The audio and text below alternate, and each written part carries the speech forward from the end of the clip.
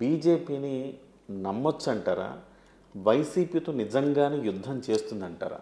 ఇప్పుడు వైసీపీ యుద్ధం చేస్తుందా, మనతో యుద్ధం అవన్నీ మేము ఆలోచించమండి. ఎందుకంటే మాకు అల్టిమేట్గా రాష్ట్రానికి ఎంత ప్రయోజనం చేకూరు అదే మా ఫోకస్లో ఉంది. బీజేపీ ఇలా చేస్తుంది అలా చేస్తాను ఆలోచనతో మాకు లేదు. నేను ఎందుకు అడిగానంటే సార్, మొన్న సభలో కూడా చాలామంది చాలా ఎక్స్పెక్ట్ చేశారు. అటువైపు కేసీఆర్ మీద చేసినంత ఆరోపణలు, ఇటువైపు జగన్ మీద ఎందుకు చేయలేదు, ఇవన్నీ కూడా జనరల్గా పబ్లిక్లోకి ఒక చర్చనీయాంశాలుగా వస్తుంది. కరెక్టే. అయితే అక్కడ మోడీ గారు ఎన్నిసార్లు వెళ్ళారండి? 5-6 సార్లు వెళ్ళిన తర్వాత స్ట్రాంగ్గా చేశారు. ఇప్పుడు ఒకసారిగా వచ్చారు, రాగానే అన్నారు కదా భ్రష్టాచారులని. అంటే కరప్టెడ్ గవర్నమెంట్ ఇక్కడ. మంత్రులు ఒకళ్ళనొకళ్ళు పోటీ పడి కరప్షన్ చేస్తున్నారని. ఇంతకన్నా పెద్ద మాట ఏం మాట్లాడాలి? వైసీపీ వాళ్ళగా లూజ్ టంగో లేకపోతే బ్యాడ్ లాంగ్వేజ్ మేము వాడలేం కదా. బీజేపీ కానీ టీడీపీ కానీ ముఖ్యమంత్రిని అనలేదు కదా అనే క్వశ్చన్ వస్తుంది. అందరికంటే భ్రష్టాచారం మినిస్టర్లు ముఖ్యమంత్రులు అందరూ పెద్దవాళ్ళు అందరూ ఒకరికొకరు పోటీపడి కరప్షన్ చేస్తున్నారంటే ఈజ్ రెస్పాన్సిబుల్. ఆయనకు అంతకనే కరప్షన్ ఇంకా వస్తుందండి, పదును పడుతుంది. ఇంకా మనకి అమిత్ షా గారు రావాలి, తర్వాత నడ్డా గారు రావాలి. సో ఏమి వదలరండి వాళ్ళని. తర్వాత వీళ్ళకి కేసులు పడిపోయినాయి సార్. ఈడీ కేసు ఉంది, ఇంకో కేసు ఉంది. ఇవాళ కాకపోతే రేపైనా వీళ్ళు సమాధానం చెప్పుకోవాలి. వైసీపీ వాళ్ళు నాయకత్వం కానీ అధిష్టానం కానీ 100 కేసులు ఉన్నాయి వాళ్ళ మీద. అలా లెక్కేస్తే ఒక్కడికి ఎన్ని కేసులు ఉన్నాయో తెలియదు. కాబట్టి ఎందుకు ఆన్సర్ చెప్పాలి. అక్కడ ఆయన ఎవరు, మన బీహార్ ఆయన లలూ ప్రసాద్ యాదవ్.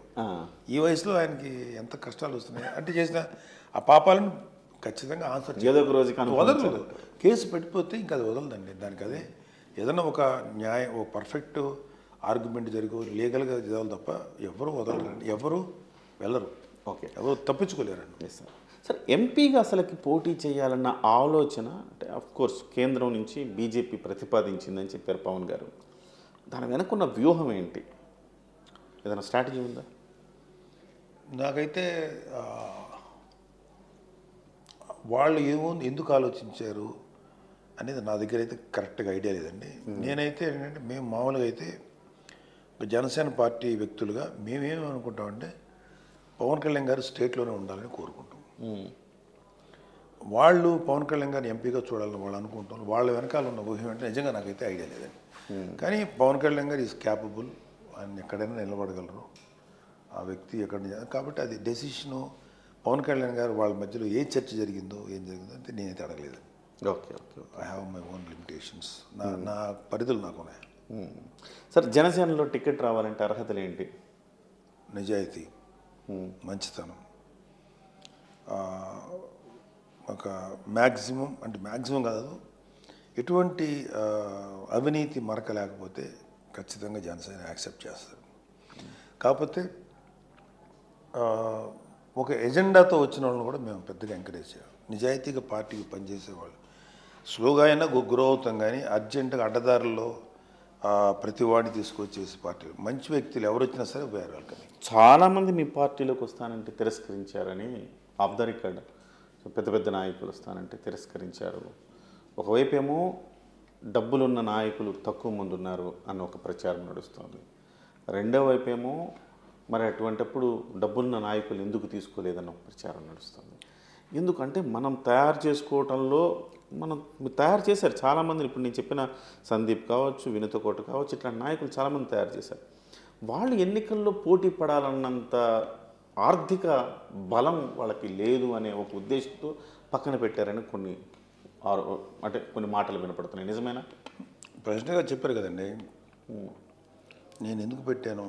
ఎకనామికల్గా నిలబడేవాడు కూడా కావాలి, ఆర్థికంగా కావాలి, నిజాయితీ కావాలి, మంచితనం కావాలి. ఇవన్నీ మాకు ఉన్న వాళ్ళు నిలబెట్టాం. 24 మందిని మేము పెట్టుకున్నాం. సో ఒక్కొక్కసారి నిజాయితీ ఉన్నా కూడా ఎలక్షన్లో పోటీ పడి నిలబడగలిగేటువంటి ఆర్థిక ఇది కూడా కావాలి. అలా అని చెప్పేసి కేవలం డబ్బు మీద ఏ పార్టీ నిలబడదు. అలా డబ్బుల కోసమే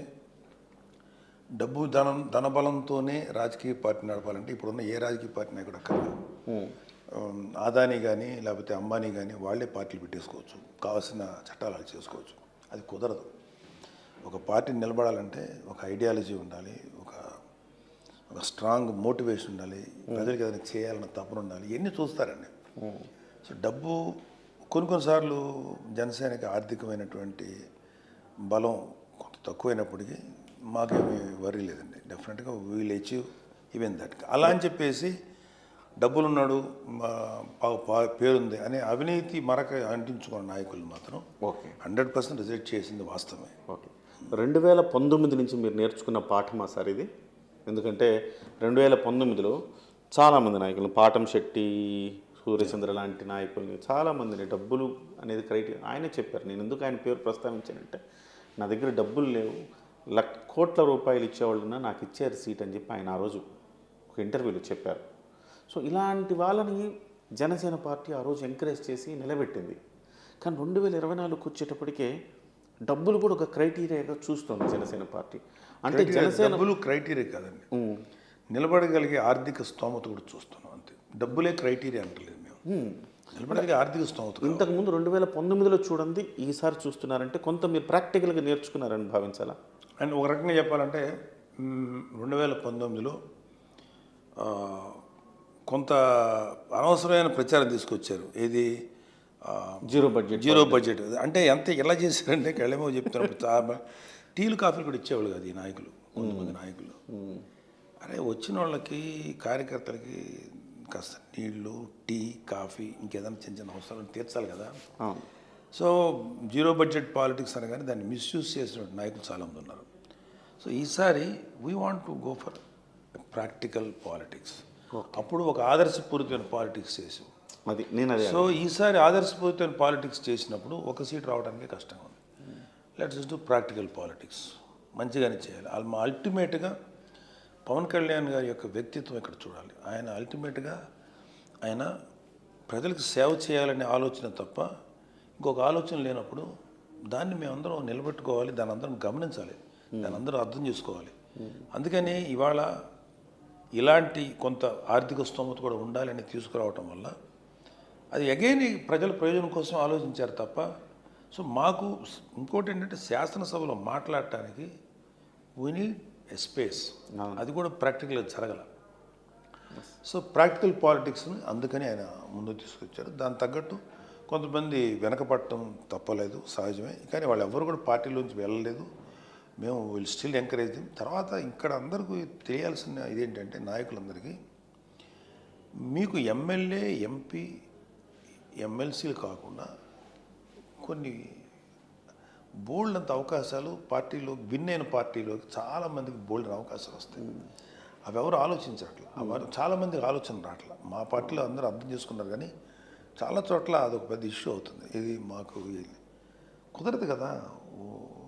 ఒక 175 ఎమ్మెల్యే స్థానం ఉన్న ప్లేస్లో 400-500 మంది ఉంటారు ప్రతి పార్టీకి సంబంధించి. వాళ్ళందరికీ ప్రొవైడ్ చేయలేం కదా. Correct. Someone has to sacrifice.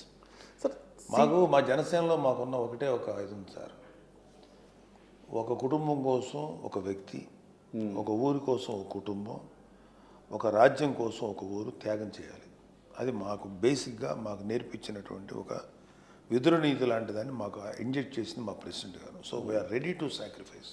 Okay okay. So మరి సీటు రాని వాళ్ళందరినీ ముందే పిలిచి మీకు ఇవ్వట్లేదు సీటు, మీకు ఏదో ఒకటి చేస్తామని వాళ్ళని నచ్చజెప్పి అప్పుడు సీటు ప్రకటిస్తే ఎలాంటి వివాదాలకు తావు? ఏ పార్టీ అలా చేయదండి.